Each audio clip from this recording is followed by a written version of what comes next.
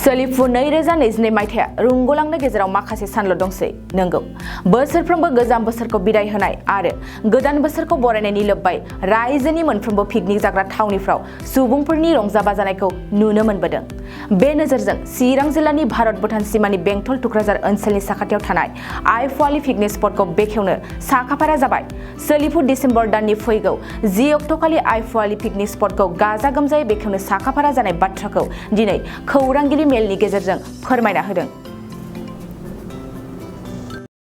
खुलुमबाय नोंथांमोननि चेनेलनि थ्रुयै जे जों फोसावनो मोनसिगोन दिनै बयनिसिमबो जोङो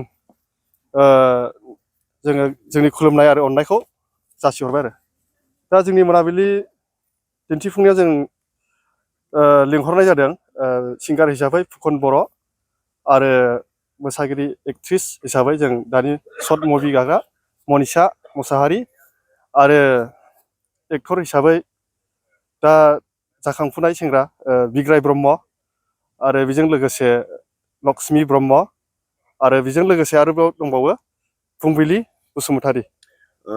बेफोरबायदि प्रग्राम दा बे दावराव दावसिनि बेलायाव जोङो ओरैबायदि कमिटिनिफ्राय ओरैबायदि स्ट्रं खालामगोन आरो जोंजों लोगोसे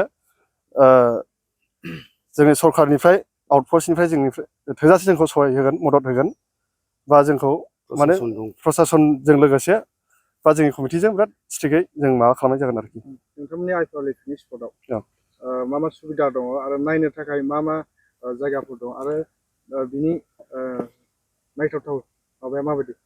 सुबिदाया बेनो जोंनि बे पिकनिक स्पटआव जे दैनि थाखाय अभाब गैया आरो बाहेरायाव थांनो थाखाय लेट्रिन जों बानायनाय जागोन आरो नायथावथावा बेनो जाहैबाय जोङो बटिं लाबोनाय जागोन आरो जों मिकि माउसबो लाबोनो जों रायज्लायगासिनो दङ।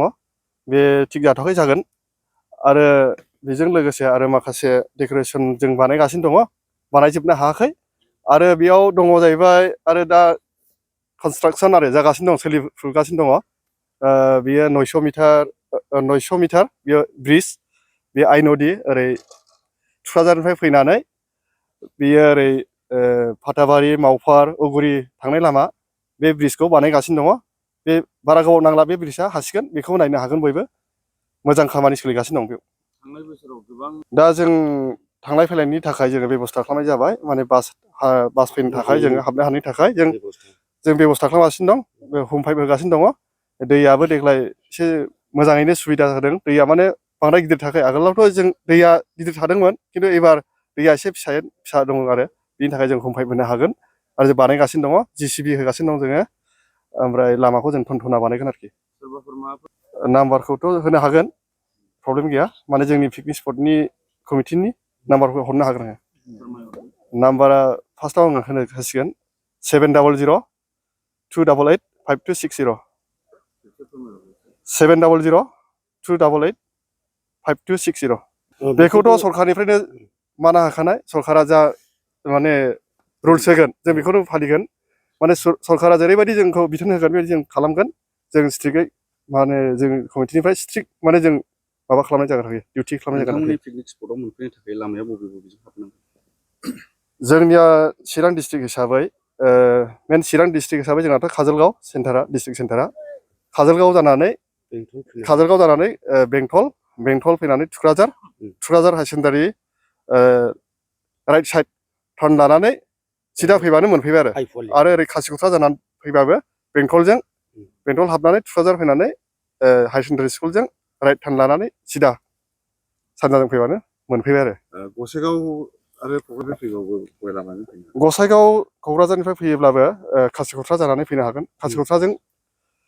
खासिख'थ्राजों बिराद मोजां लामा थनथना आरो सामथाइबारि कारिगाव गसाइगाव जायोब्ला कारिगाव जानानै सामथाइबारिनिफ्राय खासिख'थ्रा जानानै बेंटल थुक्राझार ओमफ्राय ओरै सानजाजों फैबानो मोनबाय आरो।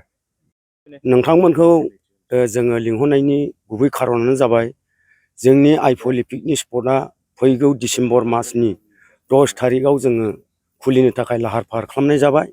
बिनिखायनो जोङो बे आइफवालि पिकनिक स्पटखौ जोंनि कमिटिया गाजा गोमजायै खुंनो थाखाय लाहार फाहार खालामना लानाय जाबाय। बिनिखायनो नोंथांमोननि मिडियानि थ्रुयै जोङो आइफवालि पिकनिक स्पटनि जानानै जों बयखौबो रायजो राजाफोरखौ बै सानखालि डिसेम्बरनि 10 थारिखआव लैहोर लैहोर फैनानै बेवहाय बाहागो लाफैनो एबा नुजाफैनो थाखाय गुरैयै खावलायनाय जादों। बेखौ जोङो फुंनि 10 बाजियावनो एबा 10थासोआवनो जोङो मुंख्लं खालामनाय जागोन आरो मोनायावथ' प्रग्राम थाबाय जोंनिया, बिनिखायनो जोङो फुंनि 10 बाजियावनो जोङो खुलिनाय जागोन। बे प्रग्रामाव सिंगार हिसाबै नुजाफैगोन, मोनाबिलिनि सिंगार हिसाबै फखन बर' आरो मनिसा